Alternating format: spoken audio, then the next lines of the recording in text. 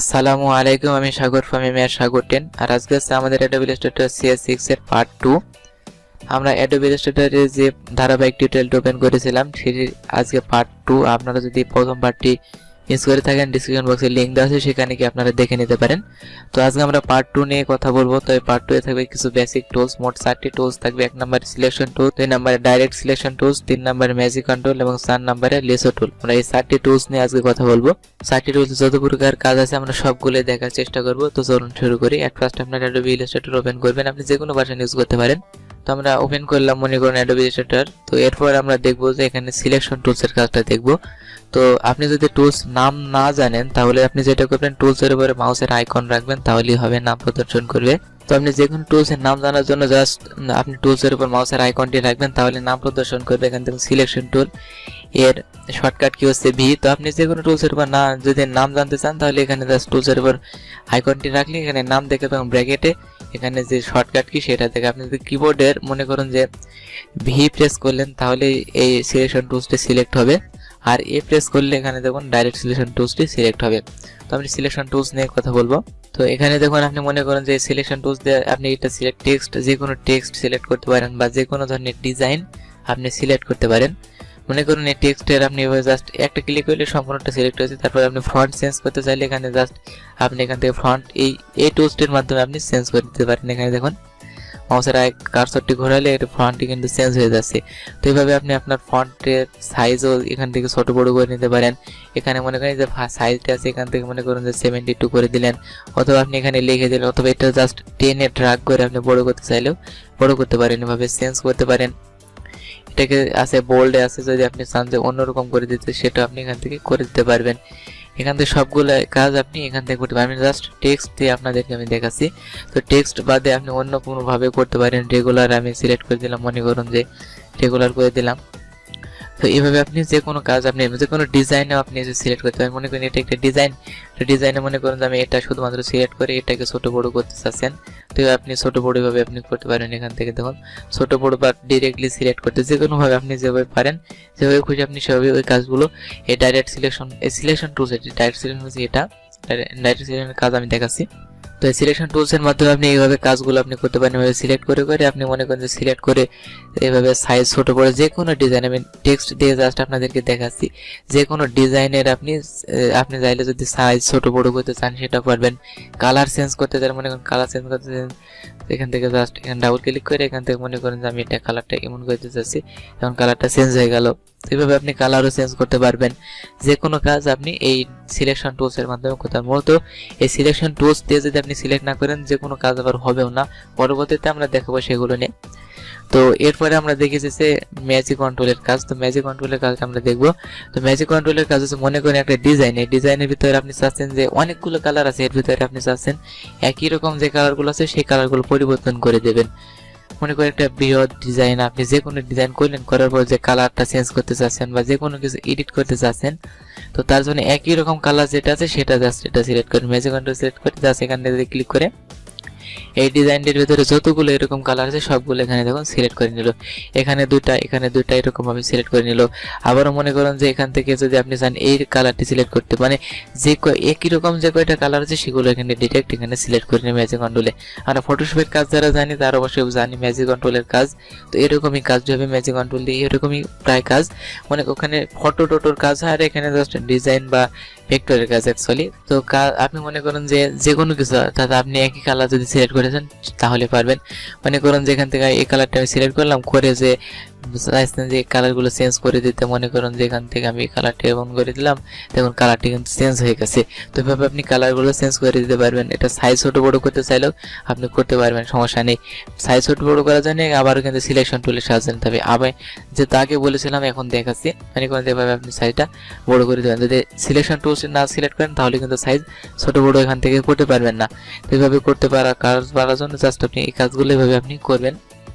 মনে করেন যেভাবে আপনি কাজগুলো এখান থেকে এই প্রসেসে আপনি কাজগুলো এভাবে করতে পারবেন।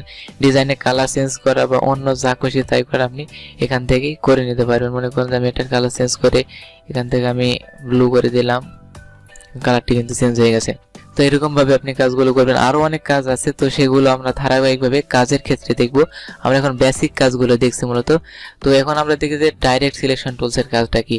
তো ডাইরেক্ট সিলেকশন টুলস মনে করেন আমি এটা এভাবে সিলেক্ট করলাম, এভাবে সিলেক্ট করে মনে করেন কর্নার থেকে আপনি একটু বাড়িয়ে দিতে চাচ্ছেন, এভাবে এভাবে বাড়িয়ে দিলেন, এভাবে আপনি বাড়িয়ে দিতে পারেন, অথবা এখান থেকে আপনি কেটেও দিতে পারেন। কাটার কাজগুলো আপনি এই ডাইরেক্ট সিলেকশন টুলস এর মাধ্যমে করতে পারেন। আপনি যে র্যাপিং বা যে সমস্ত টেক্সটের যে সাইজগুলো ছোট বড় করা বা একটু বাঁকানো তেড়ানো, এই কাজগুলো আপনি এই ডাইরেক্ট সিলেকশন টুলস এর মাধ্যমে খুব সহজে করতে পারেন। তো এই ডাইরেক্ট সিলেকশন টুলস এর মাধ্যমে আপনি বিভিন্ন ডিজাইনের এডিট করতে পারবেন। অ্যাকচুয়ালি মনে করুন যে আপনি ডিরেক্টলি আপনি এডিট করতে চাচ্ছেন, মনে করুন যে এই ডিজাইনটা এভাবে আপনি এখান থেকে মনে করুন যে এতটুকু পরিমাণ এডিট করে দিতে চাচ্ছেন, তো এরকম ভাবে আপনি এই কাজটি এই টুলস এর মাধ্যমে, এই ডাইরেক্ট সিলেকশন টুলস এর মাধ্যমে করতে পারবেন।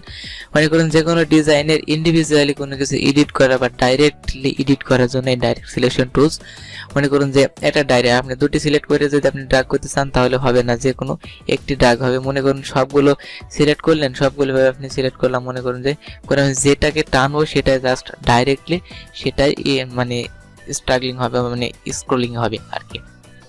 তো এরকম হবে, আর এইভাবে আপনি ডাইরেক্ট সিলেকশন টুলস এর মাধ্যমে কাজগুলো করতে পারবেন। তো এখন আসি যে লেসো টুলস এর কাজ। তো লেসো টুলস এর কাজ আমি দেখাচ্ছি। মনে করুন যে অনেকগুলো ডিজাইনের ভিতর থেকে আপনি মনে করুন এটা তো যেহেতু জটিল ডিজাইন না, জটিল ডিজাইন আপনি যখন করতে চাবেন, মনে করুন যে এটার ভিতরে এই জি এর ভিতরে এরকম একটা জায়গায় একটা ডিজাইন আছে, তো যদি আপনি ড্র্যাগ করেন তাহলে শুধুমাত্র সেটাই সিলেক্ট হয়ে যাবে। বা আপনি মনে করুন যে ম্যাজিক কন্ট্রোল দিয়ে তো জাস্ট কালার হয়ে সিলেক্ট হয়ে যাচ্ছে, কিন্তু আপনি যদি চান লেসো টুল দিয়ে জাস্ট সেটাকে সিলেক্ট করতে পারবেন। সেটা আপনি মানে ততটুকু পরিমাণ ড্র্যাগ করার সাথে সাথে শুধুমাত্র যতটুকু পরিমাণ স্পর্শ করবে ততটুকু পরিমাণে কিন্তু সিলেক্ট হয়ে যাবে। তো এই কাজগুলো আপনি এই লেসো টুলস এর মাধ্যমে করতে পারবেন। লেসো টুলস এর কাজ আমরা ফটোশপে যারা দেখেছি ঠিক একই রকম কাজ। লেসো টুলস এর শর্টকাট কি কিউ, এখানে এল না, এখানে কিউ লেসো টুলস এর শর্টকাট কি। তো এই কাজগুলো আমরা অনেকভাবে করতে পারবো। এখান থেকে কনভার্ট করতে পারবি, মনে করুন যে এখান থেকে এই যে দেখুন যে মনে করুন যে ইনার ভাবে সিলেক্ট আছে, যেখানে দেখুন এটা যদি ক্লিক করি তাহলে ইনার ভাবে সিলেক্ট হবে। এটা দেখুন ওই এটা যেহেতু এর কোনো ইনার নেই তাই ইনার ভাবে এটা সিলেক্ট হচ্ছে না, যেহেতু এখান থেকে মনে করুন যে যতটুকু পরিমাণ আমি নিচ্ছি ততটুকু পরিমাণ কিন্তু এটাতে সিলেক্ট হচ্ছে। তো এইভাবে মনে করুন যে এইভাবে ড্র্যাগ করে আমি এতটুকু পরিমাণ মনে করুন যে বাইরের দিকে নিবে, এটা মনে করেন ড্র্যাগ করে এটা কিন্তু বাইরের দিকে নিচ্ছে। তো এই কাজগুলো আপনি এভাবে এই যেখানে দেখুন অনেকগুলো টুলস আছে সেগুলোর মাধ্যমে আপনি এখান থেকে করে নিতে পারবেন। এখান থেকে আরো অনেক টুলস আছে, অ্যাঙ্কর আছে, তো এইভাবে আপনি এই কাজগুলো মনে করেন অ্যাঙ্কর নিতে পারবেন। অনেকগুলো কাজ আছে। তো ডাইরেক্ট সিলেকশন টুলস এর কাজ অনেকগুলোই আছে। তো এখান থেকে মনে করুন যে এগুলো মূলত ডাইরেক্ট সিলেকশন টুলস এর ভিতরে চলে যায়, যেহেতু আপনি এখান থেকে ড্র্যাগ করতে পারেন, অনেক কিছু করতে পারছেন। এখান থেকে দেখুন ইন্ডিভিজুয়ালি এডিট করার জন্য এখান থেকে এই কাজটা এখান থেকে ইন্ডিভিজুয়ালি নিতে পারছেন এইভাবে সবগুলো আপনি কিন্তু করতে পারছেন এই টুলস এর মাধ্যমে, ডাইরেক্ট সিলেকশন টুলস এর মাধ্যমে। তো আপনি এই কাজগুলো করতে পারবেন ডাইরেক্ট সিলেকশন টুলস দ্বারা। আরো অনেকগুলো কাজ আছে, তো সেগুলো আপনি করতে পারেন। মনে করেন এখান থেকে ড্র্যাগ করে এখান থেকে মনে করেন এভাবে এটা এই সিলেকশন টুলস এর মতোই আপনি কাজগুলো করতে পারবেন। তো ড্র্যাগ করে আপনি আপনার যে কোনো কাজ এখান থেকে এডিট করতে পারবেন ডিরেক্টলি। মনে করেন যে এটাকে ছোট করবেন আর এটাকে বড় করবেন, অথবা এটাকে মনে করেন বড় করবেন। এই যে ইমেজ যে এটাকে একটা মনে করেন ছোট একটা বড় এরকম করতে চাইলে আপনাকে এই ডাইরেক্ট সিলেকশন টুলস এর সাহায্য ছাড়া হবে না গো। তা আপনি এভাবে এখান থেকে ছোট বড় এখান থেকে এইভাবে আপনি ইচ্ছা মতো এখান থেকে মনে করুন যে করে নিতে পারবেন। এখান থেকে মনে করুন আপনি যেভাবে খুশি সেভাবে আপনি ইচ্ছা মতো আপনি যে কোনো ডিজাইনকে এডিট করতে পারবেন এই ডাইরেক্ট সিলেকশন টুলস এর দ্বারা। অন্য কোনো টুলস দ্বারা কিন্তু আপনি পারবেন না।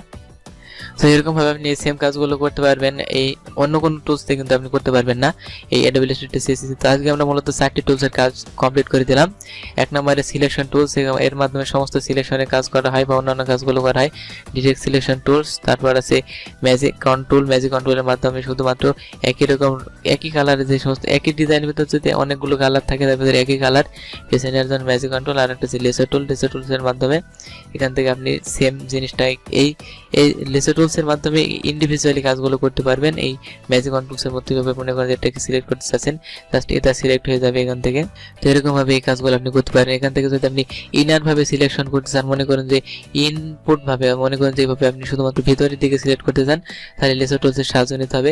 এখান থেকে মনে করেন ডাইরেক্ট সিলেকশন টুলস তারপর সিলেক্ট করে এখান থেকে মনে করেন আপনি ভিতরের দিকে ড্র্যাগ করে এভাবে নিয়ে আসতে চাচ্ছেন। তো এরকম ভাবে আপনি ভিতরের দিকে ড্র্যাগ করে ডাইরেক্ট সিলেকশন টুলসের মাধ্যমে এখান থেকে এইভাবে আপনি নিয়ে আসতে পারবেন। খুব সহজেই কাজগুলো আপনি এখান থেকে করতে পারবেন।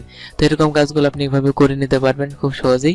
এখানে দেখুন আমি ডিজাইনটি করলাম এরকম, এটা যে কোনো আর একটু এডিট করলে হয়তো একটি ডিজাইনের ভিতরে চলে যাবে। তো এরকম ভাবে আপনি কাজগুলো করতে পারবেন। মূলত আজকে তো এখানেই শেষ করে দিয়েছি। তার আগামী পর্বে আমি কি কি কাজ করব সেগুলো আপনাদেরকে আমি একটু ক্লু দিয়ে দিই। আগামী পর্বে আমরা কাজ করব এখান থেকে দেখুন রেক্টেঙ্গল টুলসের ভিতরে অনেকগুলো টুলস আছে।